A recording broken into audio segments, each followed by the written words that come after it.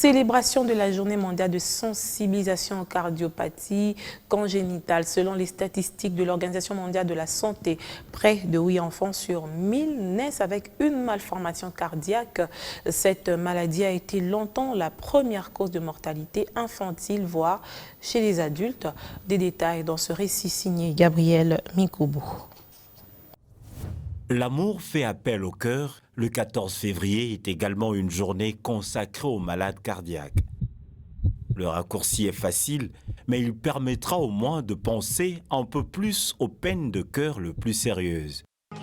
Détectées le plus souvent à la naissance, parfois même avant, grâce à l'échographie fœtale.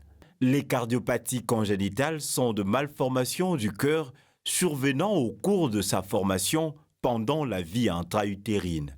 Elles sont extrêmement diverses, allant de la simple anomalie bénigne permettant la croissance de l'enfant sans aucun problème jusqu'à la malformation grave incompatible à la survie du nouveau-né. Lorsque la maman va pour une consultation chez son gynécologue, le gynécologue doit absolument faire une échographie cardiaque.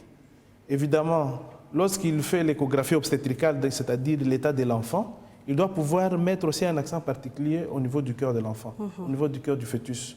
Et donc, s'il constate quelque anomalie que ce soit, à ce moment-là, il peut faire appel à nous. Et nous allons maintenant aller faire une échographie qui montre la configuration du cœur, peut-être aussi son fonctionnement.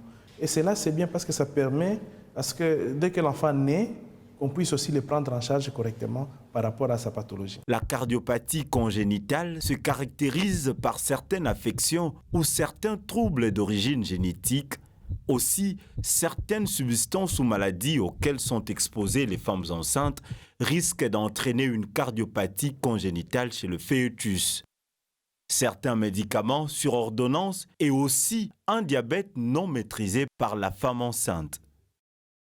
Parmi les symptômes couramment associés à cette maladie chez l'adulte, on peut citer l'essoufflement, une fatigue importante, le manque d'oxygène, un soufflet cardiaque et une anomalie du rythme cardiaque. Un grand nombre de ces symptômes peuvent être confondus avec d'autres maladies du cœur. Seul un bon diagnostic peut donner la réelle précision.